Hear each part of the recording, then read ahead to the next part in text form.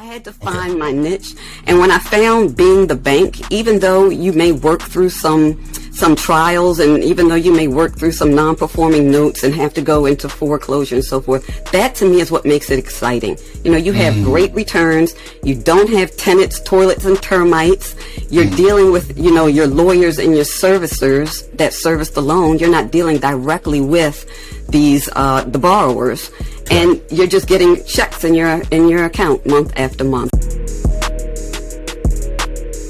What's up, ladies and gents? This is Mike Headley, host of the Headley Group Real Estate Show. The podcast was designed to show business professionals who happens to have a license to sell real estate how you can make money outside of just selling a piece of property. We are talking to entrepreneurs that's making things happen. Continue to tune in. Hey gang, this is Mike Headley. We are back. Another great episode of the Headley Group Real Estate Show. We have a young lady here who's going to educate us on the power of note investing. Right? We got so many different avenues, from multifamily, single family, flips, different things you can do in real estate, but we never had nobody talk about note investing. You're in for a treat. The name of our company is called President at Pier Harbor Group LLC. She's been in the business for 12 years now, and she's going to enlighten us. Let's give a warm welcome to Miss Tanya Brown. How you doing, ma'am? I am great. How are you today? Oh, man, listen. One thing about our show, Miss Tanya, well, I'm doing good. We be honest, we keep it real and we're honest. Listen, ladies and gents, before we had Miss Tanya, we was going through technical difficulties. It happens, right? Not a problem, hey. Not a problem at all, huh? Miss Tanya, yes. 12 years in note investing business, right? Let the people know, because again, our show is designed to show real estate professionals that they can make money outside of just having a license of selling a piece of property. They can do other things. Correct. First, educate us on what exactly is note investing and why that choice of real estate. Yes, well, thank you so much for having me on your show. And just to clarify, I've been in real estate investing for 12 years. Okay. I've actually been note investing for almost 5 years now. Okay. And so note investing, I give the 10,000 foot view. It is you becoming the bank. And so ultimately you buy someone's mortgage, and we generally buy them at a discount. And then you start collecting the monthly mortgage payments. So that's the 10,000 foot view. And we deal with performing notes, which simply means that the borrower is a good borrower. They've been paying month after month. They haven't defaulted. They're just great borrowers. And then we deal with non-performing notes. And so those are notes where people have defaulted. They aren't good. They're headed toward foreclosure. They're either not good borrowers, or something has happened to cause them to stop paying. And then we come in, we can buy these at 50 cents on the dollar, sometimes 60, 65 cents on the dollar at a discount. And then we try to get them to reperform or get the borrower back up to speed again. Of course, for performing notes, ones that are doing really, really well, we can buy them anywhere from like 90 cents to par. So you're buying them at a discount. And the thing is, you buy them at a discount, and when you're buying them at that discount, it doesn't discount that the borrower still owes you that money. So if you have a mortgage that's at $100,000, and you've paid it now for 10 years, and say that it's at $50,000. I'm just throwing numbers out there. Okay. It's at $50,000, and you're still performing. I can buy it maybe at $40,000, but that borrower still owes $50,000 on top of the interest, on top of any late fees, if there's any late fees. And so you get that spread between the difference of the unpaid balance in which you paid for it, on top of the interest that the borrower is paying for it. So I like it because it's passive income. What I really like about it is that it's really my niche. I did wholesaling, and that's hard work. My hat's off to anybody who wholesale. Correct.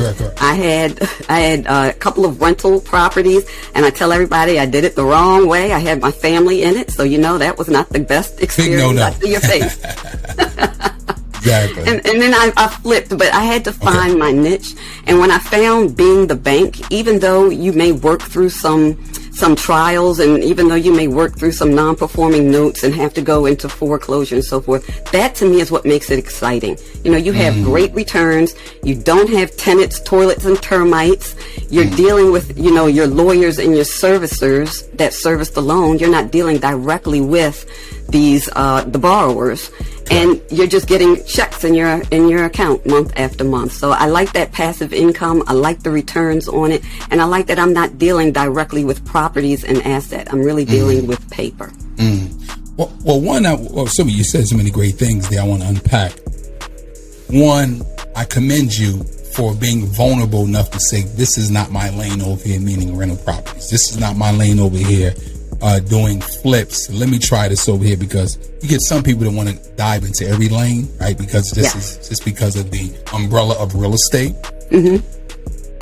But I want to back it up a little bit when we said performing and non-performing. So you're selling the paper. Am I hearing correctly? Selling the paper, Correct. right? Yes. Where do we have Lisa in Florida watching the program right now? Well, not now, but when we put it out there, Lisa be watching the program, and Lisa knows nothing about note investing. Where would you recommend Lisa to start getting education, and as well as which websites? Because again, you know, some people, I think before you answer that question, I think note investing does not get the attention because it's not as attractive and sexy versus flipping a house and etc. So I think it does. I think it's somewhat quiet in the people who's not familiar with real estate. Right. Well, you're not going to see note investing on HGTV, right? It's not going to be as sexy as flipping those houses. Correct. You know, you're shuffling folders and papers around. It's not. And so, where do you start? Yes, there are the gurus out here. There are the Eddie Speeds, the Martin Signs, the JKP Holdings, and they're all great places to start and get education. There isn't a wealth, I would say, of good education. I started with the Note Assistance Program, and that's where I got my training. What I liked about it is that they held my hand through it, because I could read a book and learn about, you know, how to gauge the numbers, do the numbers for a rental property. I can read, and I learned how to flip a house by going to meetings and going to YouTube videos, and I learned that. When I started learning about note investing, I said, this is where I could get in trouble. There were so many different nuances available and different situations that can come up. And I was like, I need help to get started. And so I went through the Note Assistance Program, but currently my company does have a training program also that does the exact same thing. And so we offer training, hands-on training, in which we teach you how to scrub a tape, how to do the due diligence, how to run the numbers in the budget sheet. And then instead of doing upsells, you know, tens and thousands of dollars of upsells, because I tell people I don't like upsells because I don't like being sold. What I like to do is, instead of you spending $10,000 on an upsell, put your $10,000 into a mortgage note, and I'll help walk you through that note. And then we provide community also. It's not just about, you know, take my course and go off and run. It's about building the community and the people around. So we have a monthly meetup that we have. People have direct access to me.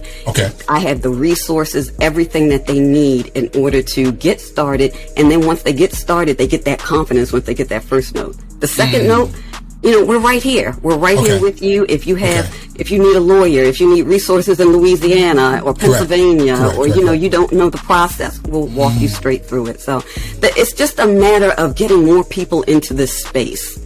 And helping more people, because this is actually a great avenue where you can help individuals who just really may not qualify, or they don't fit the traditional mold for a bank in order to qualify for a loan. And here you are, the individual investor, able to give them opportunities. And again, unpack so many great stuff you just gave us.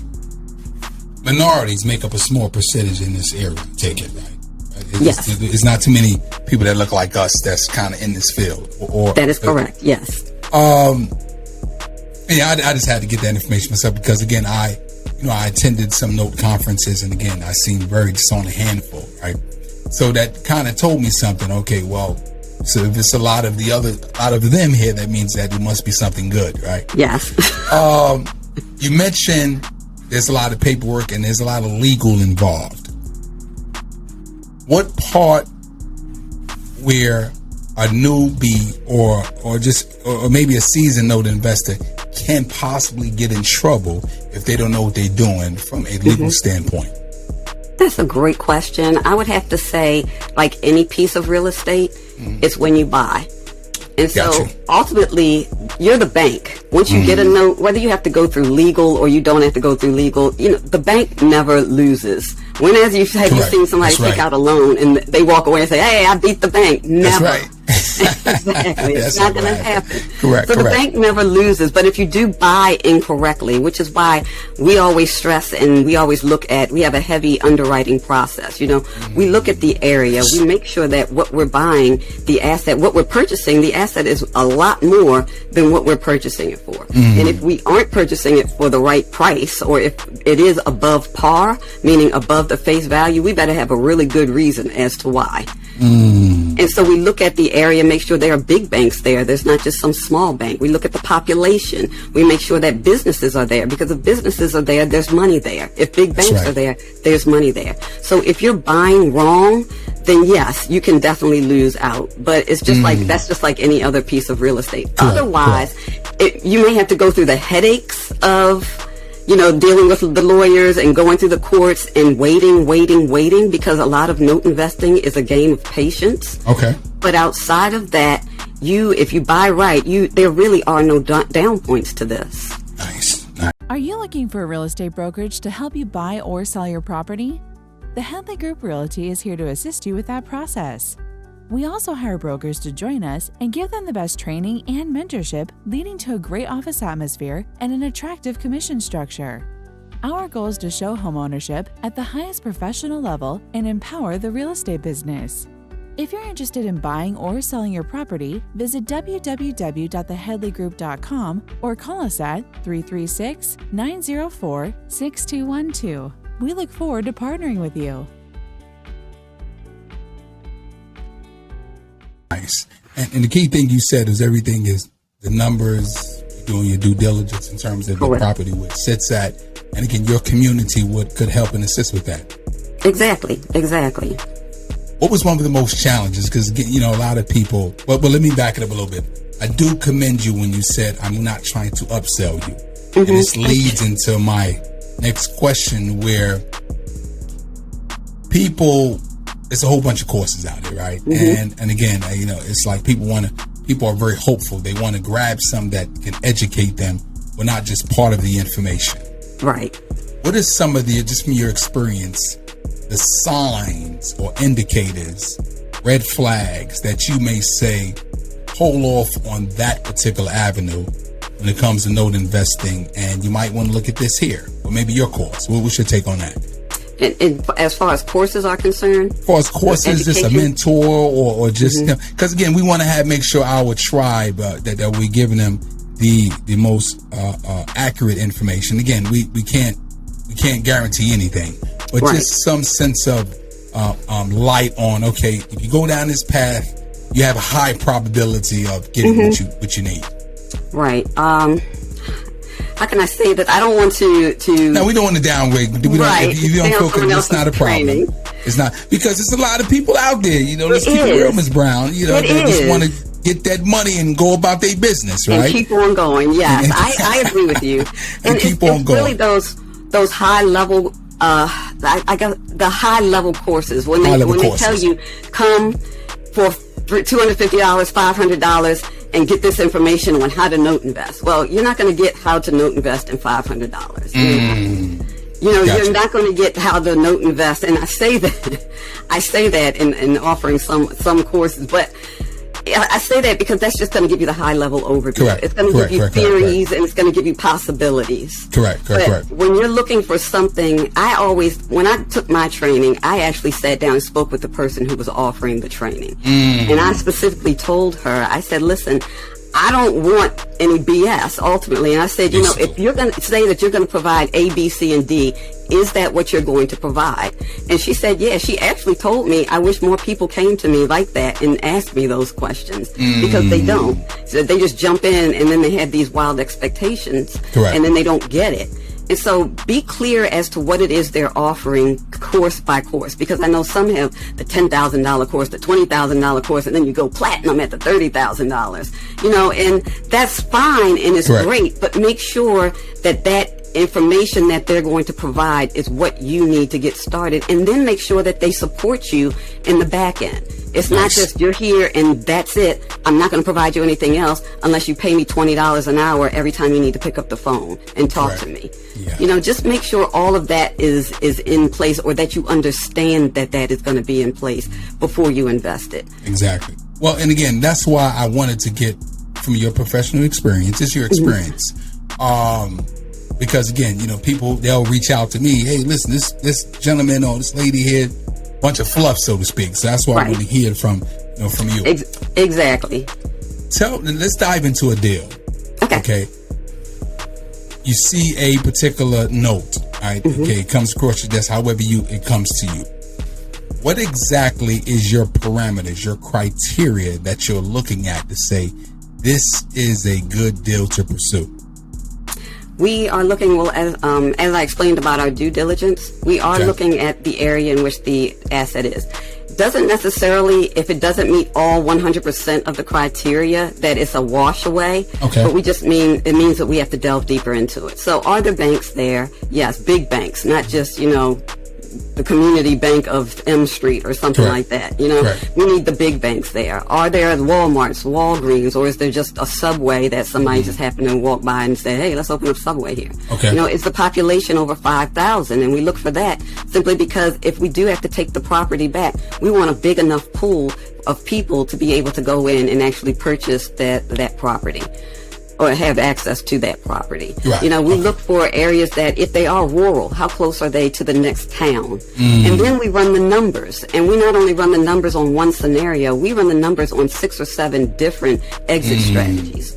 And so if this were to reperform, what's our return? If this were to have to go to foreclosure, and we outline our expenses in that, we estimate, naturally, because it's a non-performing note, we never know what's going to happen. But we estimate what's going to happen if we go through foreclosure. What's the return on it if we just go in and renovate it? What's the return if we wholesale it? So we look at multiple different exit strategies. What if we just turn another note? You know, so sometimes I have one property where I didn't touch it. I didn't have to change the carpet. I didn't have to put paint on the walls. I didn't have to do anything. I just sold an ugly house and still made profit, moved somebody in there and turned another note. So what does that look like, and what's the return there? So we look at all those avenues, and if they are positive, then we move forward with it. If they are negative in any way, or if we feel like we're going to put too much into legal to try and get it back, or if we're going to be in it, for example, you have these judicial states, meaning that you have to go through the courts in order to go through foreclosure. New York, you might be in it for 2 or 3 years. Do we want to spend that kind of time up in New York? We're having our investors' money caught up in a foreclosure for that amount of time. So we look at different avenues, but those are our criteria. I appreciate that. Tell us about, and again, we can highlight the pluses but you know, usually you've been this long enough. There's some negatives. Has there been a note where you said, damn, why I get that? Or I need to offload this immediately? I have not had that one. I came close. I came close to one just because when I purchased it, it was in Illinois, and I purchased it for $21,000. And the people just walked away from it. They had about 30-something thousand left on the note, and the people just walked away from it. So I took the property back, and so I had to put money into, you know, winterizing it and getting lots on it because it's long distance. I'm in Maryland, the asset's in Illinois, but we have resources to get people to do that for us. And so I went on ahead and I did all of that, and then I got a realtor. I said, let me just throw it on the market. The realtor says it's only worth $18,000, and I'm like, oh no, I'm not losing money on this.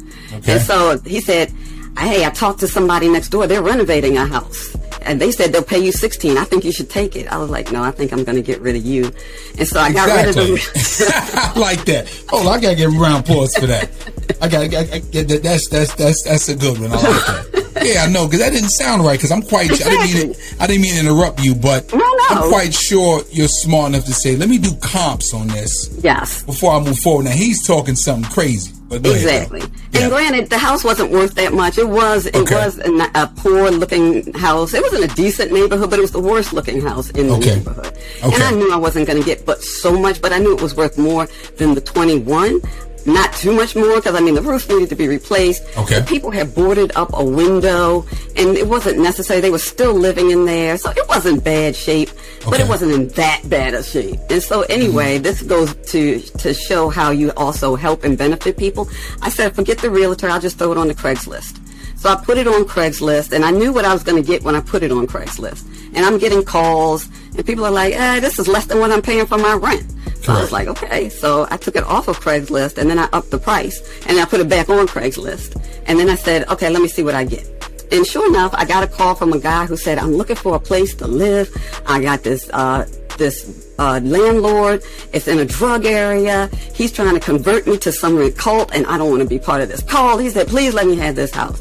And I was like, okay, fine, go on in there. He said, he walked in there, and I knew it was trash because I had people go in and take pictures of it. He said, I absolutely love it. I'm going to fix it up. I'm like, okay. And so I had put it on the market for about $28,000 instead of the 21. I said, well, that'll be fine. And said, okay, put it on there.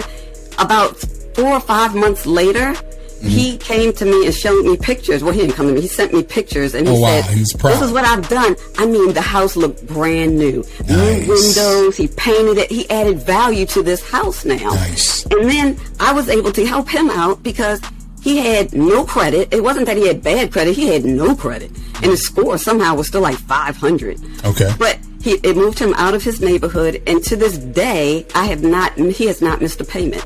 And so it was able to help someone get a house and become a homeowner. He's adding value to the property. So I told him, you can default if you want to. I got a nice looking property there. And I can resell it. Exactly. That's put another person in there for a whole lot more. A whole lot more, exactly. Wow. Exactly. So those are things that you might have to go through. If I could give another example, if that's okay. Yeah, go ahead. When we had one in Richmond, Virginia, this is one that my partners and I just completed. And it was it looked like a haunted house across from a cemetery. So not all of these notes are in A, B areas. They're not, and I know a lot of people are looking for those, but there's still a lot of return in these C areas and these B areas. And so it was a haunted house across from a cemetery with a hole in the roof. It was a quad.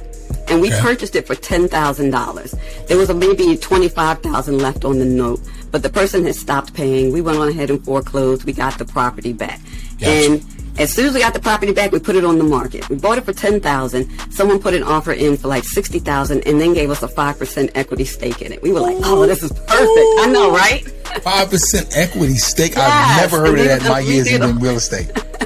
Wow. They were going to redo the whole thing and build up. They were like maybe a 4 or a 6 unit if they could. We were like, that's awesome. We would do that. Well, maybe a month later, because we were about to go to closing, a month later, someone nicely set the place on fire for us. And so it burned down to the ground. I'm getting a call from the fire department in the city, and they're like, your house burned down. What are you going to do about it? You need to clean up all this rubble. And I was like, okay, because it was on a kind of a corner lot, and so the rubble was sort of on the street. They said you need to clean it up. We were like, okay. So we're calling around trying to get things cleaned up. In the meantime, the buyer backs out of the deal. And we're like, okay, well, that's all right. So we're sitting here we're talking with the city, who calls you every single solitary day. And I don't want to be non-responsive, because if you're non-responsive, then they step in, do everything, and charge you 10 times for it, right? Exactly. So I was like, they just kept calling me, when are you going to get it up? When are you going to get it up? And so I was like, okay, we're working to get the demolition done. And they were like, when? And said, well, we called the city and we can't even get a permit to demo it for another 3 months. He was like, we'll put a fence around it. I was like, well, if you had told us, we could have put a fence around it. So we put a fence around it. In the meantime, we were in it for $15,000, $10,000 acquisition cost, $5,000 for just to get the property back. So we cashed in our life insurance, our insurance policy, got the $15,000 back because we only insured it for what we had purchased the asset. Gotcha. Exactly. Okay. So we got the $15,000 back. So now we're in it for almost like $1,000 really, because we got made whole again. Put it back on the market, dust and all, ashes and all. We said, you demo it, you do everything. We'll see what we can get. Not but last month, because the deal, we just closed the deal like 2 weeks ago. Okay. Not but last month, we got an offer for $60,000. And I was like, let's run with it. Let's run with it. Everybody like, yes, move with it. Deal closed 2 weeks ago, and we made $60,000 off of Ashes. Location. You hear that, people? Location, yes. That's what it is. And Richmond, too. Richmond's a growing city. In Richmond, Virginia, yes. And correct, buying correct. that haunted house at $10,000. Wow. And that's the benefit of note investing, because you're not buying at market value. You're buying at the unpaid balance of that note. Are you looking to join a winning team? Join us as a broker and receive high-level training, mentorship, and an awesome commission structure. If you're interested, visit www.theheadleygroup.com or call us at 336-904-6212. We look forward to partnering with you. Yes, there's so many golden nuggets in there. Question I want to ask: what do you do when you buy a non-performing and you get it to start to perform, and then next thing they just stop paying? I know the foreclosure process, but but you want to get it going. Like, you want to continue to get it going. Correct. What is that? A bunch of phone calls? You get legal involved? What exactly does that look like? Right, so we start with our servicers, and that's just, servicers are people who service the loans for you, so you really don't have direct contact with your borrowers. Okay, nice. And so we start with the servicer, and we have them send them a hardship package and say, hey, Mr. Borrower, what's the problem? And that's the benefit, again, of being the individual bank. The big banks, you're a number. You're 30, 60, 90 days late.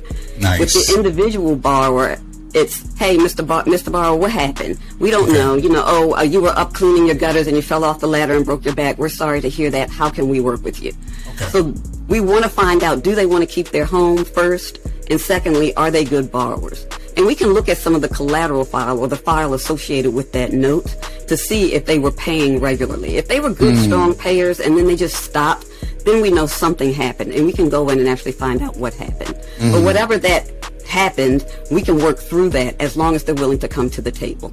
It's when they're not coming to the table that we have problems. Nice. So in some cases, yes, they start reperforming, but we'll work with them and say, where can you start? What can you do?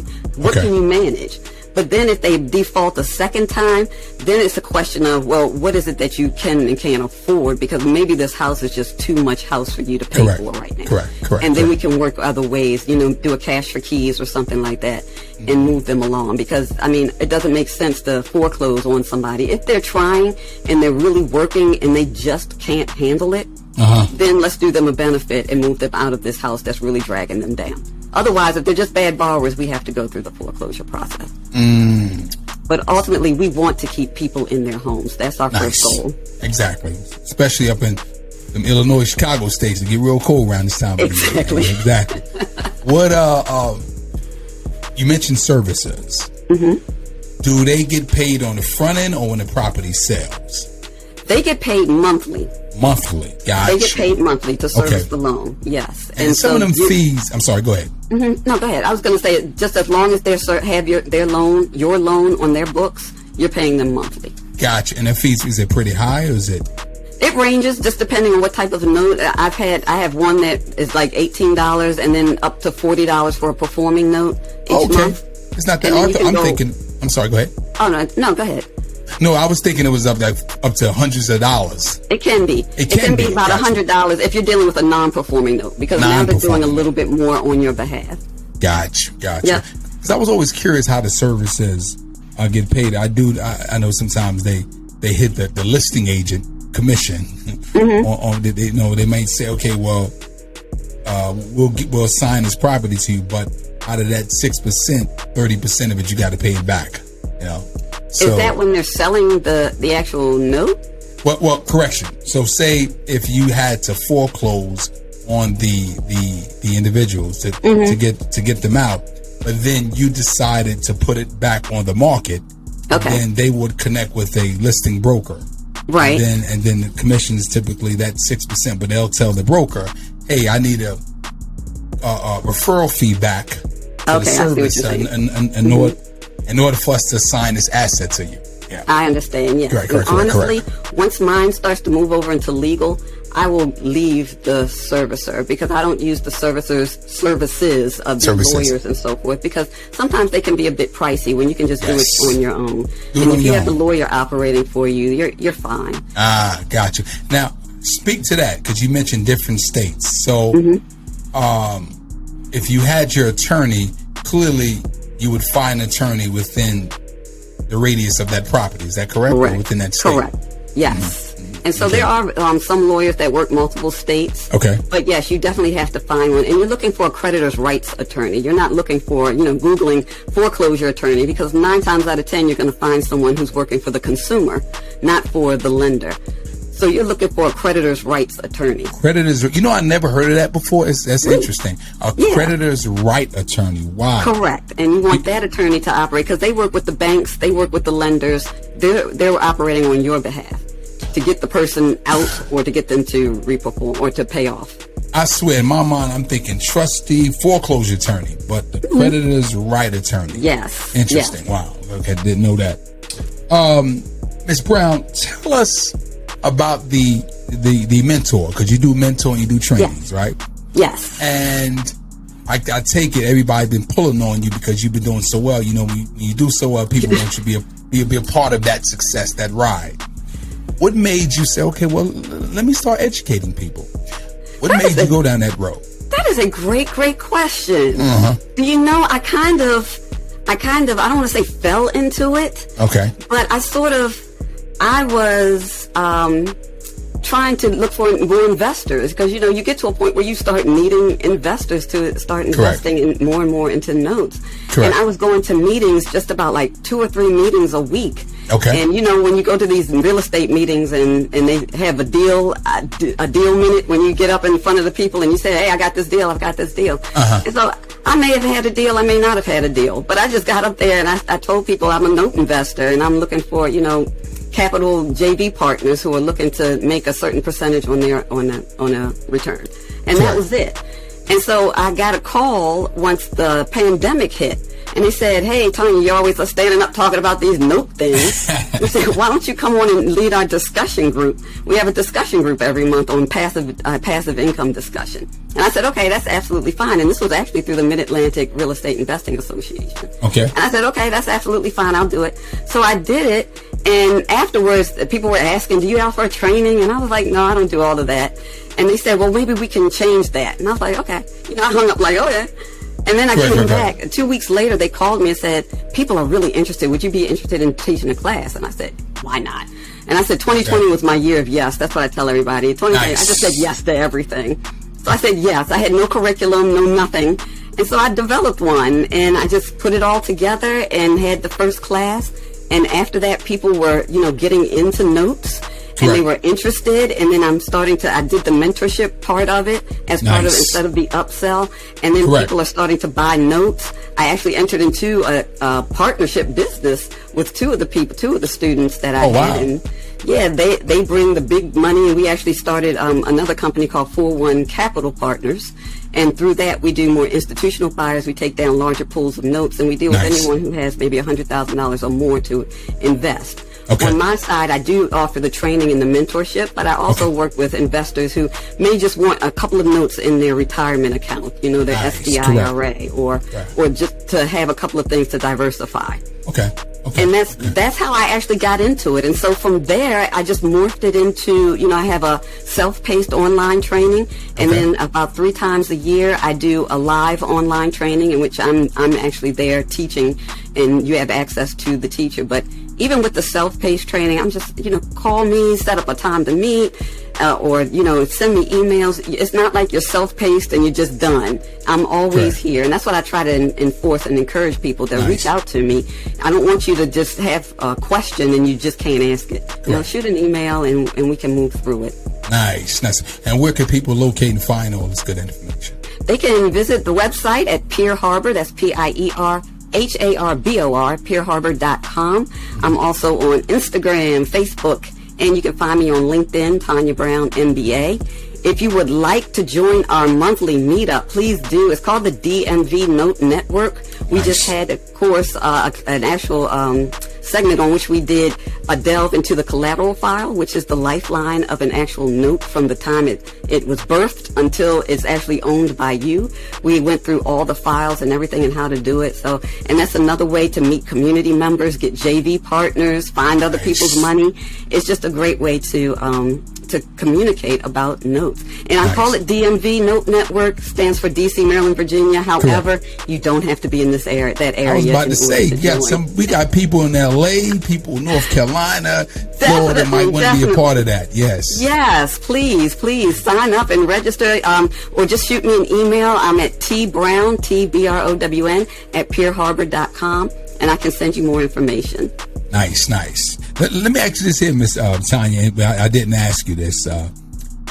What was you doing before you got into note investing? I was a federal government employee. Okay, all right. And I was in the field of communications. I worked media relations, and I was spokesperson for at USDA, the National Institutes of Health. Okay. And I worked for the Department of the Navy as I was a civilian in the communications department. Gotcha. Okay.